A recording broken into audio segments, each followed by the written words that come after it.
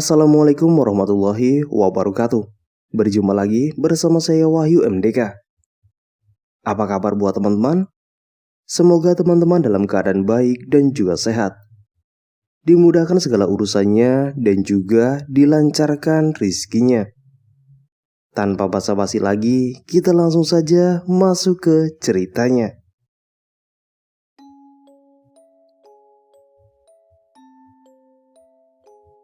Mulutku ingin berteriak memanggil Simbo saat itu. Bahkan saat Bude beranjak keluar kamar, yang bisa kulakukan hanya menatap punggungnya saja. Nafasku semakin memburu.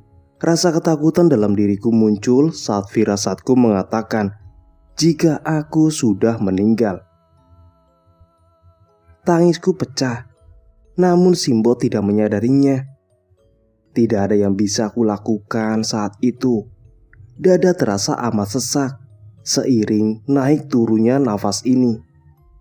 Simbo mulai mengusap bulir bening yang keluar dari kedua mataku saat itu. Dan jelas kulihat Simbo duduk di lantai samping ranjang, kemudian membuka kitab suci Al-Quran. Suara merdunya membuat diriku tenang dalam sekejap. Dan juga kulihat Mas Maman keluar masuk kamar. Ia menaruh barang-barang seperti kendi, tempat susur, keranjang berisi bermacam-macam bunga. Dan kulihat ada seikat padi yang ditaruh di kusen jendela.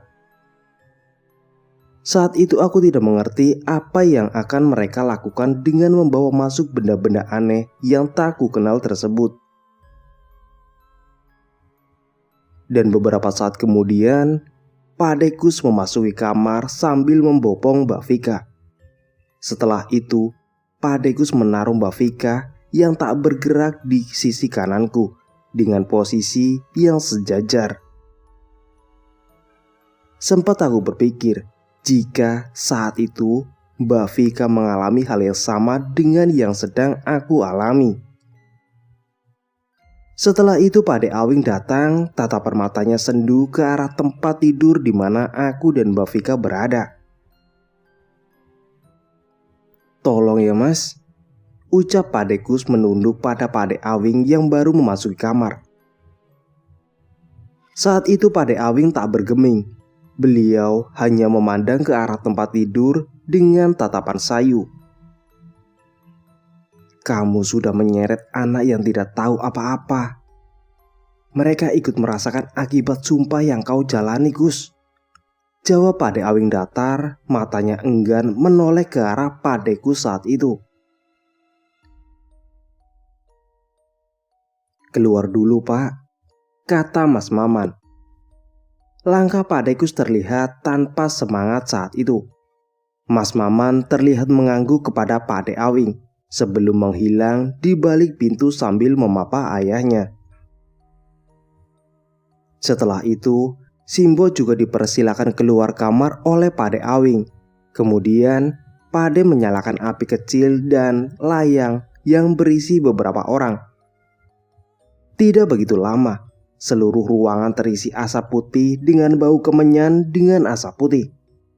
Kemudian, Pak memasukkan kedua tangannya ke dalam cawan berisi air yang dipenuhi oleh bermacam-macam bunga. Sambil berjalan memutari ranjang, Pak terus membuat percikan air dari cawan ke arah lantai kamar. Pak melakukan itu terus-menerus hingga air di dalam cawan habis tak tersisa. Setelah itu kembali duduk bersila. Sesekali tangan kekarnya memasukkan potongan kecil kemenyan ke dalam layang. Di lantai, tepatnya di depan Pak saat itu, terdapat tampah dengan bermacam-macam barang yang asing karena aku tidak pernah melihatnya. Dengan mulut terus komat kamit, Pak menyalakan sebatang dupa. Setelah dupa tersebut terlihat mengeluarkan asap samar, Pak menaruhnya ke sudut kamar. Disusul sudut-sudut ranjang lainnya juga diletakkan dupa, persis seperti yang Pak lakukan di awal tadi. Dalam posisi sadar, tiba-tiba mataku disilaukan oleh cahaya putih yang sangat terang, dan semua terasa pudar. badanku terasa ringan, bagai kapas. Di saat itu, aku sudah yakin jika aku sudah mati. Di antara keputusasaan dan hanya bisa pasrah menerima takdir kematian di umur yang masih sangat muda tersebut, aku sempat berpikir, apa mati itu rasanya seperti ini? Padahal, jujur saja, yang aku alami saat itu benar-benar membuat takut setengah mati. Entah bagaimana ceritanya, karena aku sendiri pun tidak tahu. Saat membuka mata, sudah berada di suatu lembah. Di depanku terdapat tanah yang menurun tajam ke bawah. Sedangkan di kanan kiri hanya terlihat hamparan pepohonan kopi dengan suasana yang amat lembab serta matahari yang hampir tenggelam. Semuanya terasa sunyi dan senyap. Tidak ada suara lain selain nafasku dan dedaunan yang diterpa angin pelan. Saat mencoba untuk bangkit dengan badan terasa lemas di sekujur tubuh, mataku menatap sebuah rumah dari bambu yang terletak di atas bukit. Aku belum mati, karena saat itu lubang hidung sebelah kanan mengeluarkan darah, dan kusadari jika saat itu aku masih merasakan sakit dari lengan kananku. Tujuanku adalah rumah bambu dengan pekarangan luas di antara dataran tinggi tersebut. Langkah kaki lambat karena tubuhku mulai menggigil karena kedinginan. Bahkan bisa kulihat jelas embun yang berjatuhan seperti gerimis. Rumah bambu beratap welit dengan pekarangan yang terbilang luas itu bisa dibilang sangat terawat. Di pekarangan tidak kutemukan adanya rumput liar. Di kanan kiri pintu terdapat lampu teflon yang menyala dengan api kecil. Di dalam rumah juga bisa kulihat jelas adanya cahaya kuning dari pantulan sinar api. Namun, saat tanganku hendak membuka pagar pembatas dari bambu yang mengelilingi seluruh pekarangan rumah, sesuatu yang tidak ingin kulihat kembali menampakkan dirinya dari balik kegelapan. Awalnya bayangan dari sosok makhluk dengan kain putih yang membungkus tubuhnya itu hanya terlihat sekilas. Kemudian terlihat di mana-mana. Dari balik kegelapan mereka memperhatikan diriku yang saat itu berdiri kaku di luar pagar. Tubuhku terasa kaku dan berat untuk sekedar bergerak.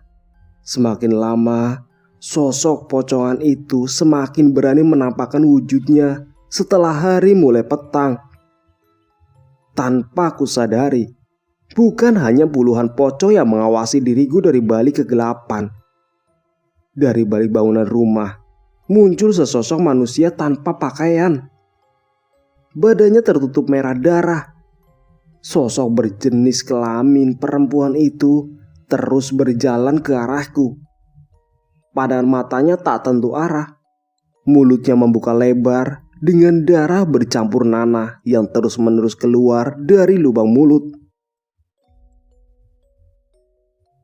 Dan lagi, cairan merah darah itu terus menetes tanpa henti dari tubuhnya. Makhluk itu terus berjalan mendekat ke arahku. Bau amis yang membuat kepala pusing semakin menusuk hidung saat makhluk itu semakin mendekat. Sebelum makhluk itu sampai di hadapanku, seorang wanita yang menggunakan baju kebaya berwarna hijau dengan 2 arit tajam di tangannya sudah muncul di belakangku terlebih dahulu. Punya urusan apa manusia kotor datang ke tanah ini? Suara wanita itu dengan rambut disanggul menggema di telinga. Hanya hitungan detik karena mulutku keluh tidak bisa menjawab pertanyaannya. Wanita tersebut langsung melayangkan aritnya ke arah leherku. Suara seorang gadis menghentikan lempengan besi yang sudah terasa tajam tersebut. Berhenti hanya berjarak beberapa milimeter saja dari kulit leherku. Keringat dingin sudah sedari tadi membasahi seluruh pakaian yang kukenakan. Rasa ketakutan dalam diriku seolah semakin ditekan hingga ke dasar. Aku yang mempunyai wewenang atas tanah ini. Lanjut suara gadis tersebut dengan tegas dan jelas. Wanita yang tadinya hendak memenggal leherku dengan sebilah arit langsung menundukkan kepalanya pada gadis yang berkata tadi. "Zah, masuk dulu." Lanjut gadis tersebut memberi perintah pada gadis yang berada di sampingnya. Kedua gadis tersebut mengenakan pakaian serba hitam. Setelah rekannya memasuki pekarangan rumah, disusul oleh wanita yang memakai kebaya itu berjalan di belakangnya, menyisakan seorang gadis yang berdiri di belakangku. Ia terus mengawasi diriku dari belakang. Gadis berambut poni panjang tersebut berjalan pelan ke arahku. Semakin langkahnya mendekat, tubuhku menggigil dengan sendirinya. Ada hawa aneh yang terasa mengancam diri saat berada di dekat gadis tersebut. Sekilas, wajah berkulit kuning langsat itu menatap tajam kepadaku, yang hanya bisa menundukkan kepala ke arah bawah. Sorot matanya membuat badanku semakin gemetaran tak karuan. Semakin kutahan gemetar di badan karena rasa takut, semakin kencang juga gemetar yang kurasakan. "Mbak, pulanglah. Tempatmu bukan di sini." Gadis berpawakan semampai itu menunjukkan jalan di tengah pepohonan kopi. "Itu jalannya," lanjutnya dengan nada suara dingin. Belum sempat aku mengucapkan terima kasih, gadis tersebut sudah berlalu memasuki pekarangan rumah. Sayup-sayup terdengar lirih suara orang-orang yang sedang berbincang. Aku bangun dengan badan basah kuyup oleh keringat. Kudapati diriku sudah berada di kamar yang tidak asing. Itu adalah rumah Simbo. Pade Awing bersama Simbo memasuki kamar bergantian. Berbagai pertanyaan mereka ajukan padaku, padahal nyawaku belum sepenuhnya pulih. Badan terasa amat pegal dan lemas. Di atas lemari tua milik Simbo terdapat foto yang dibungkus dengan plastik bening. Dalam foto tersebut Simbo dikelilingi 3 gadis cantik. 2 di antaranya terlihat tak asing bagiku. Tak kuhiraukan pertanyaan Pade Awing saat itu. Tangan kananku menunjuk pada foto di atas lemari tua itu. Lalu Simbo bergegas mengambil foto itu dan mengarahkannya padaku. "Ini siapa?" tanyaku bergumam sambil memandangi foto di tanganku saat itu. Simbo dan Pade saling melempar pandangan sesaat. Kemudian Simbo menjawab, "Itu yang punya kebun kopi, Nak," jawabnya pelan sambil mengelus kepalaku. "Namanya yang ini siapa, Mbok?" tanyaku penasaran karena gadis tersebut yang menunjukkan jalan padaku saat itu. "Yang ini namanya Sepia Malik Ramlan, yang punya tanah, Nak. Kalau yang ini namanya Erza." Jantung berdebar kencang mengingat apa yang kualami tadi sebelum ia memasuki rumah. Untuk terakhir kalinya ia berkata padaku, "Kedepannya akan terasa berat. Satu persatu keluargamu akan meninggal karena sumpah paten obor yang sudah diucapkan." Simbo dan Pade Awing sengaja menutupi kematian Mbak Vika saat itu. Entah apa maksud mereka menutupi kematian Mbak Vika dariku. Tetapi aku sadari jika raut wajah mereka menampakkan mimik wajah yang gelisah. Setelah Pade Awing pamit undur diri dengan alasan ada keperluan mendesak, Simbo bolak-balik keluar masuk kamar. "Ada apa, Tombo?" tanyaku khawatir karena saat itu Simbo terlihat sangat gelisah. Meski Simbo mencoba untuk tetap tenang. Enggak ada apa-apa, Nak." Nada suara Simbo nampak berat saat menjawab. " Simbo masih berusaha menutupi kebenaran saat itu. Di satu sisi, aku sudah tidak tahan dengan kondisi yang sedang terjadi saat itu. Saat yang kutunggu-tunggu datang, ketika Simbo melaksanakan sholat duhur. Pelan-pelan aku mulai turun dari ranjang agar Simbo tidak mendengar suara langkah kakiku saat itu. Pikiranku terfokus untuk menemukan jawaban dari semua masalah yang terjadi di desa ini. Beberapa saat kemudian, Raya datang menjemput di pos ronda setelah aku menelponnya terlebih dahulu. "Ada apa? Kok kayaknya penting sekali?" tanya Raya sambil memasang wajah penasaran. "Kamu sadar nggak semua yang terjadi pada keluarga Pak Dekus bertepatan dengan kepulanganku 5 hari yang lalu kan?" Jawabku sambil mengempaskan punggung pada tiang bangunan pos ronda. Raya menatapku penuh selidik. Ia menoleh kanan kiri pada jalan. "Jangan di sini. Ayo kita cari tempat lain saja," jawab Raya dengan menaiki jok motornya.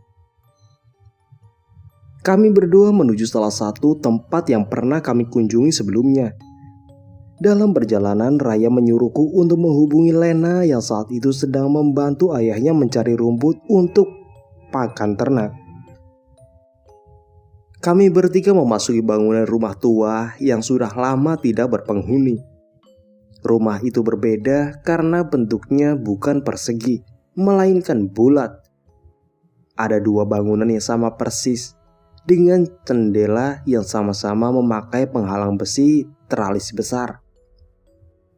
Raya lebih dahulu memasuki bangunan rumah di sebelah kanan, diikuti oleh Lena, dan aku paling belakang. Di dalam rumah hanya ada 3 ruangan. 2 ruangan bekas kamar, dan 1 ruangan terletak di belakang yang digunakan sebagai dapur. Setelah itu, kami mulai berjongkok membentuk lingkaran di ruang tengah rumah tersebut. Nyaris tidak ditemukan benda selain coretan nama-nama seseorang yang lebih dahulu memasuki rumah sebelum diriku. "Gimana? Sudah siap?" tanya Raya sambil memandang ke arahku, diikuti Lena yang berada di samping kami berdua. Kuanggukan kepala pelan tanda sudah siap mendengar kejadian yang sebenarnya dari cerita Raya dan Lena saat itu. Meski itu hanya cerita menurut sudut pandang mereka berdua, aku sangat menantikan jawaban atas apa yang menimpa keluarga Pak Dekus dan diriku. Pak Dekus dulunya pernah berujar dengan bersumpah memutuskan tali persaudaraan dengan Bapak Muri, kata Raya memulai percakapan. Nah, sumpahnya itu pada barang yang wingit, apalagi sampai membawa nyawa satu keluarganya.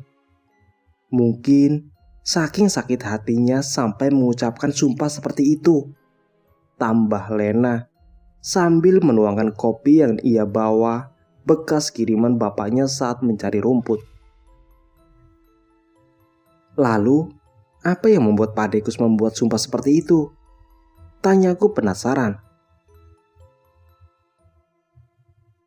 Ibumu dulu disukai oleh Pak De, tetapi karena jalan hidupnya yang aneh, ditambah lagi ibumu tidak menyukai Pak Demu.